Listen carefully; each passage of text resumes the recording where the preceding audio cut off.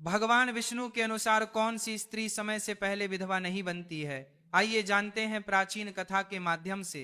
दोस्तों, एक बार नारद जी भगवान श्री हरि विष्णु से मिलने के लिए क्षीर सागर पर पहुंचे और माता लक्ष्मी तथा भगवान विष्णु को प्रणाम करके पूछने लगे, हे प्रभु, यह पतिव्रता स्त्री कौन होती तथा कौन सी स्त्री पतिव्रता होती है? कौन से कार्य करने से पतिव्रता स्त्री का पतिव्रता धर्म नष्ट हो जाता है? मैं इस विषय पर जानना चाहता हूँ, कृपया आप मेरी प्रश्न का उत्तर दे। तब भगवान विष्णु ने पतिव्रता स्त्रियों के 3 लक्षण बताए। जिस भी नारी के अंदर ये 3 लक्षण होते हैं, उस स्त्री का वंश शुद्ध होता है, उसके घर पर लक्ष्मी निवास करती है, उस नारी के पति के साथ ही पिता के भी इन दोनों कुल के लोगों को स्वर्ग की प्राप्ति होती है। जो स्त्रियां पतिव्रता होती है वह मृत्यु के पश्चात विष्णु लोक को प्राप्त करती है। पतिव्रता स्त्री की महानता का वर्णन करते हैं भगवान विष्णु ने एक अत्यंत पवित्र कथा सुनाई है। इस कथा का श्रवण करने मात्र से ही व्यक्ति के सभी पाप नष्ट होते हैं। जो व्यक्ति ध्यान मग्न होकर इस कथा को सुनता है, भगवान विष्णु उसके 32 अपराध माफ करते हैं। इसीलिए प्रत्येक मनुष्य को इस कथा को ध्यान से सुनना चाहिए। दोस्तों, प्राचीन काल की बात है। मध्य देश में एक अत्यंत शोभायमान नगरी थी। उसमें एक पतिव्रता ब्राह्मणी रहती थी। उसका नाम था शैव्या। शैव्या का पति पिछले जन्म के पाप कर्मों के कारण इस जन्म में कोढ़ी हो गया था, अर्थात उसे कोढ़ का रोग हो गया था।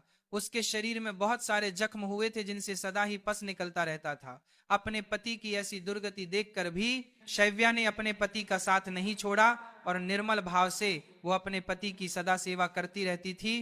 पति के मन में जो जो इच्छा होती उसे वह नारी अपनी शक्ति के अनुसार अवश्य ही पूर्ण करने का प्रयास करती थी। शैव्या प्रतिदिन देव पूजा की तरह ही अपने पति की पूजा करती थी और अपने मन की सभी इच्छाओं का त्याग करके अपने पति के प्रति विशेष स्नेह रखती थी।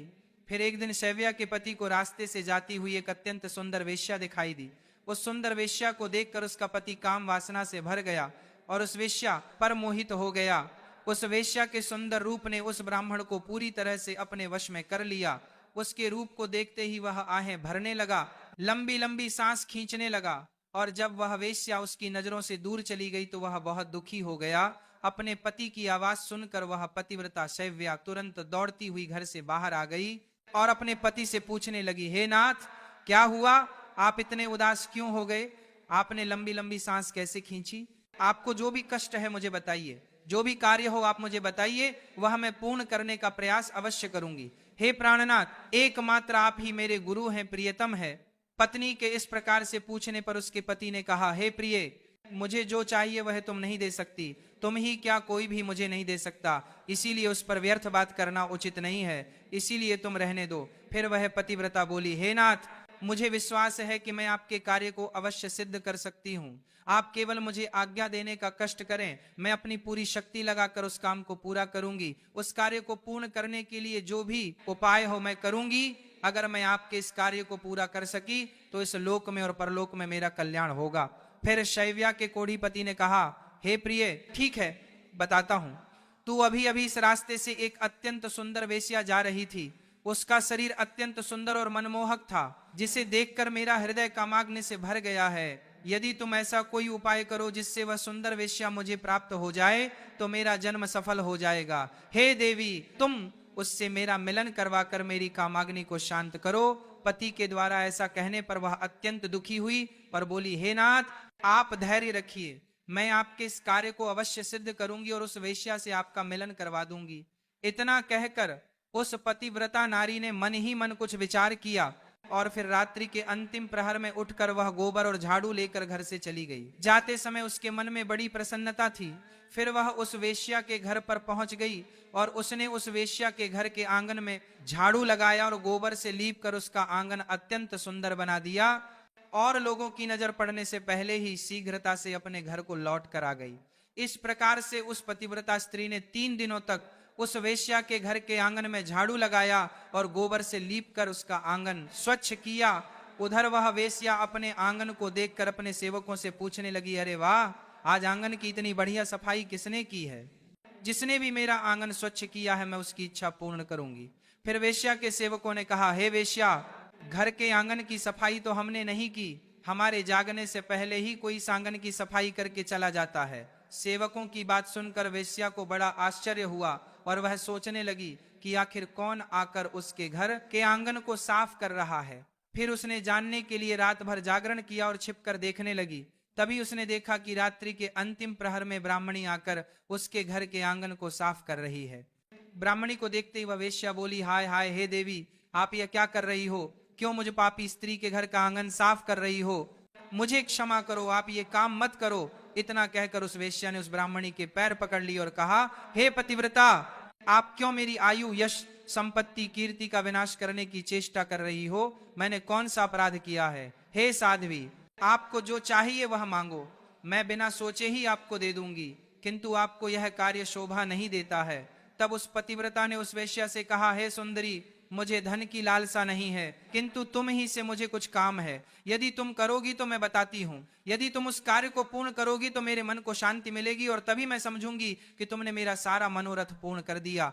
फिर वह वेश्या बोली, हे पतिव्रता, आप जल्दी बताइए, मैं वचन देती हूँ आपका जो भी अभीष्ट कार्य है उसे मैं अवश्य पूर्ण करूंगी। माता जी, आप महान पतिव्रता है, आपका कार्य करूंगी तो मेरे सभी पाप नष्ट हो जाएंगे। आपके चरण छू लेने से ही मैं पाप से मुक्त हो चुकी हूँ। कृपया आप जल्दी बताइए मैं आपकी किस प्रकार से मदद कर सकती हूँ। फिर उस पतिव्रता ने लजाते हुए कहा, हे सुंदरी, कुछ दिनों पहले मेरे पति की नजर तुम्हारे शरीर पर पड़ी थी, जिसे देखकर वे तुम्हारे शरीर के मोह में पड़ गए हैं और तुमसे मिलन करने की इच्छा कर रहे हैं। इतना सुनकर वह वेश्या चौंक गई और कुछ क्षणों तक विचार करने लगी। उसे उस दुर्गंध युक्त कोढ़ी पुरुष के साथ संबंध बनाने की बात सोचकर बड़ा दुख होने लगा। वह वेश्या उस पतिव्रता से बोली, हे देवी, अगर तुम तुम्हारे पति को लेकर मेरे घर पर आ जाओ तो मैं एक दिन के लिए उनकी इच्छा अवश्य पूर्ण करूंगी। तब उस पतिव्रता ने कहा, हे सुंदरी, मैं आज रात को ही अपने पति को लेकर तुम्हारे घर पर आ जाऊंगी और जब वे तुमसे खुद की तृप्ति करके संतुष्ट हो जाएंगे तब मैं फिर से उनको अपने घर वापस ले जाऊंगी। तब वेश्या बोली, हे पतिव्रता, तुम शीघ्र ही अपने घर पर चली जाओ ताकि कोई तुम्हें यहाँ पर ना देखे और आधी रात को अपने पति को लेकर यहाँ पर चली आओ, मैं तुम्हारी इच्छा अवश्य पूर्ण करूंगी। फिर वह पतिव्रता नारी अपने घर पर चली गई और उसने अपने पति को सारी बात बता दी कि वह आज रात को उसे उस वेश्या के घर पर ले जाएगी। फिर वह कोढ़ी अपनी पत्नी से बोला, हे प्रिय, मैं उसके घर पर कैसे जाऊंगा? मुझसे तो चला नहीं जाता, फिर किस प्रकार से यह कार्य पूरा हो पाएगा? तब पतिव्रता बोली, हे प्राणनाथ, आप चिंता ना करें, मैं आपको अपनी पीठ पर बिठाकर लेकर जाऊंगी और जब आपका कार्य पूर्ण हो जाएगा तब आपको वापस ले आऊंगी। इतना सुनकर वह ब्राह्मण बहुत खुश हुआ और अपनी पत्नी से बोला, हे कल्याणी, तुम एक महान नारी हो, तुमसे मैं अति प्रसन्न हूं, तुम्हारे कारण मेरा कार्य पूर्ण हो जाएगा।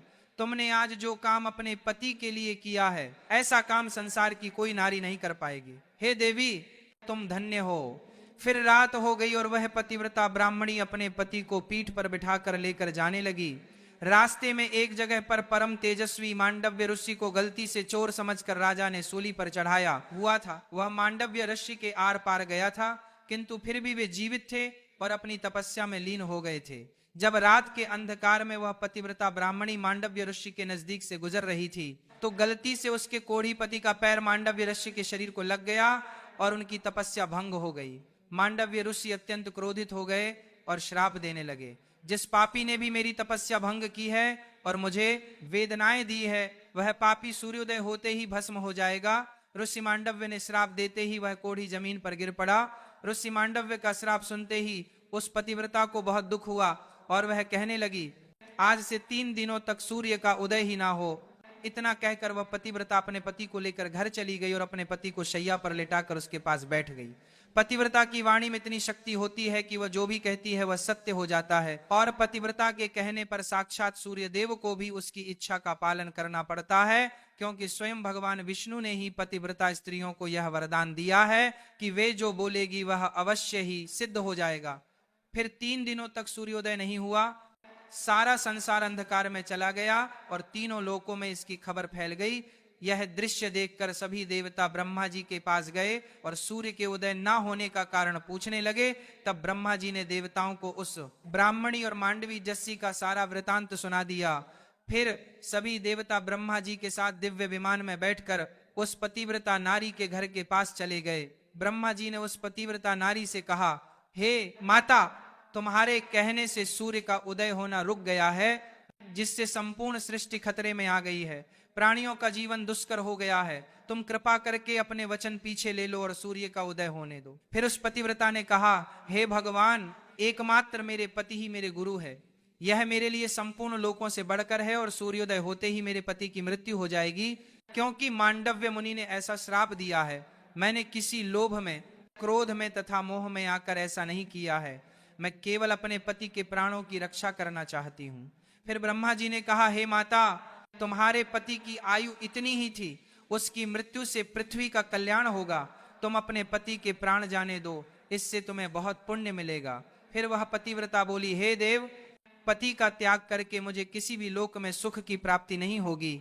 मेरे पति मेरे लिए ईश्वर है, इसलिए मैं उनका त्याग नहीं कर सकती। फिर ब्रह्मदेव ने कहा, हे कल्याणी, तुम्हारे इस पतिव्रता धर्म से मैं बहुत प्रसन्न हूँ। तुम अभी इस हठ को छोड़ दो और सूर्य का उदय होने दो, जिससे सारा संसार स्वस्थ हो जाएगा और हमारे आशीर्वाद से तुम्हारा कोढ़ी पति भी कामदेव के समान सुंदर हो जाएगा। ब्रह्मा जी द्वारा ऐसा कहने पर उस पतिव्रता ने थोड़ी देर विचार किया और उसके बाद हाँ कहकर स्वीकृति दे दी और फिर सूर्य का उदय हुआ। फिर मांडव्य मुनि के श्राप के कारण तुरंत ही उसका पति जलकर भस्म हो गया और फिर उसकी राख से अत्यंत सुंदर कामदेव का समान रूप वाला उसका पति बाहर आकर खड़ा हो गया। ये चमत्कार देखकर वह पतिव्रता अत्यंत प्रसन्न हुई और फिर स्वर्ग लोक से एक अत्यंत तेजस्वी विमान आया और वो पतिव्रता नारी अपने पति के साथ बैठकर स्वर्ग लोक को चली गई।